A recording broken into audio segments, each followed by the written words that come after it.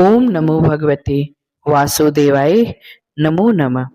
मित्रों, कहते हैं सच्ची भक्ति में इतनी शक्ति होती है कि भगवान स्वयं अपने भक्त की परीक्षा लेने धरती पर आ जाते हैं।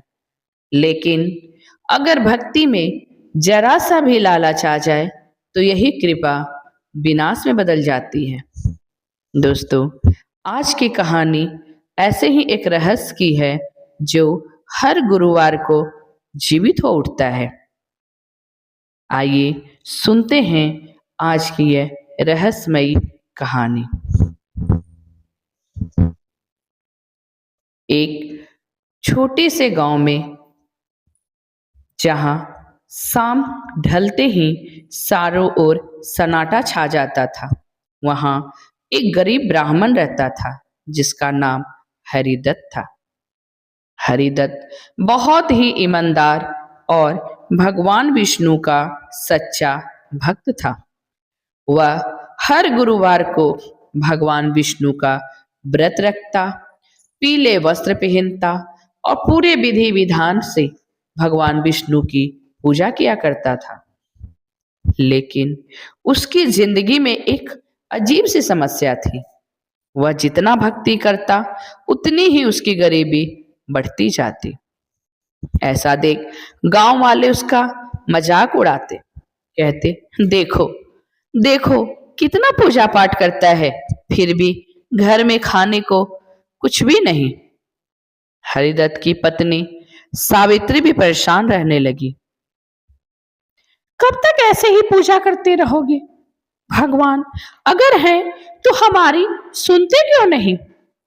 हरिदत्त चुप रहता, लेकिन उसका विश्वास कभी नहीं टूटा।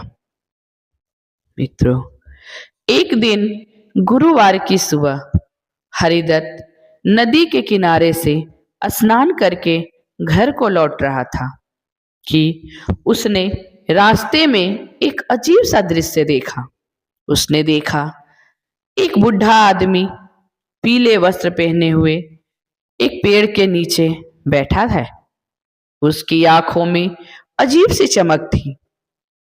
बूढ़े बाबा ने मुस्कुरा कर कहा, हरिदत्त, क्या तुम सच में भगवान पर विश्वास करते हो?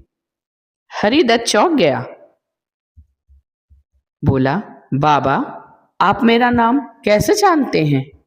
तब बूढ़े बाबा ने बोला, बेटा, जो सच्चा भक्त होता है उसे भगवान खुद पहचानते हैं।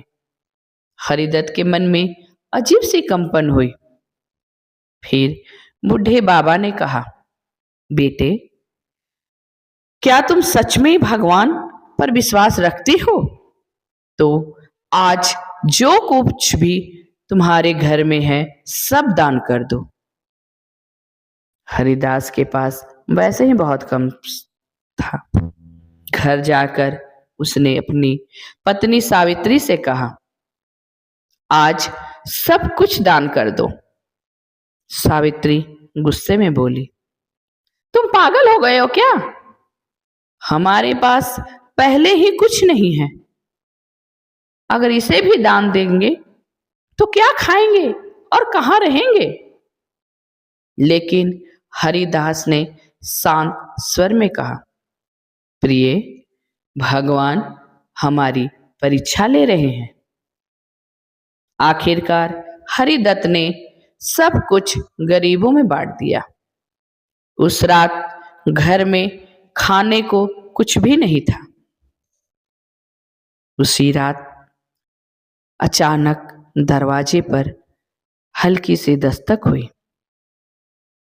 सावित्री ने दरवाजा खोला। सामने वही बुढ़े बाबा खड़े थे। उन्होंने एक छोटा सा थैला सावित्री को दिया और कहा, बेटी, इसे सुबह ही खोलना। और वह गायब हो गए। ये सब देख सावित्री डर गई।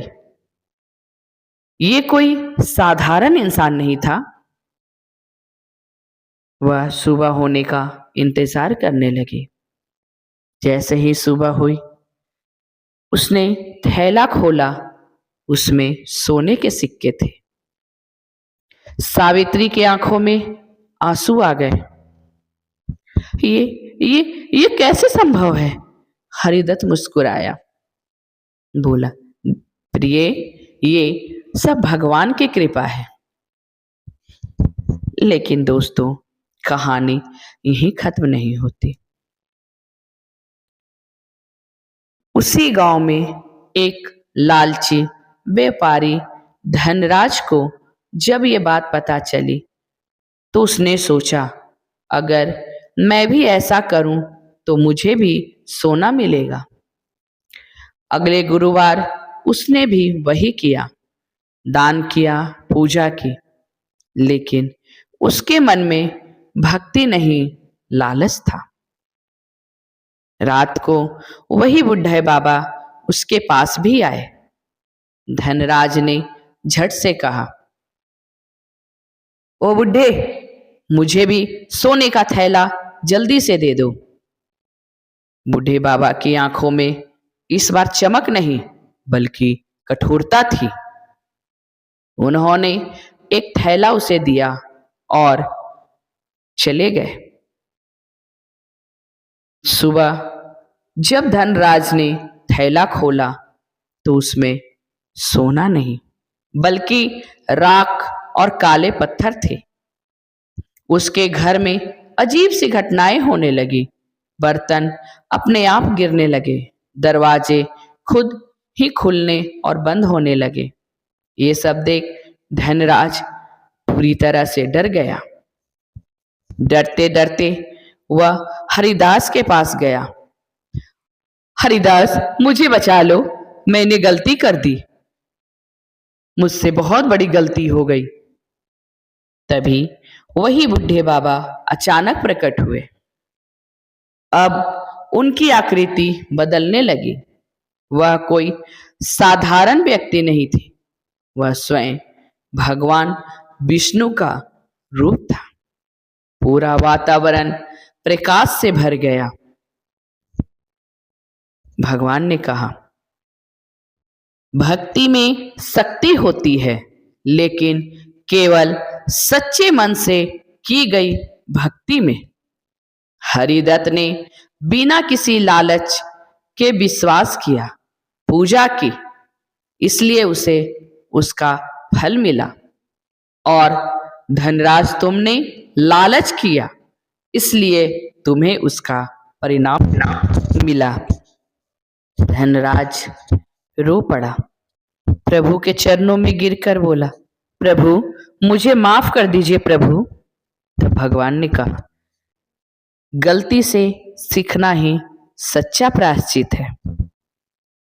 भगवान ने आशीर्वाद दिया। अब हरिदत्त का घर समृद्ध हो गया, गांव में खुशहाली आ गई।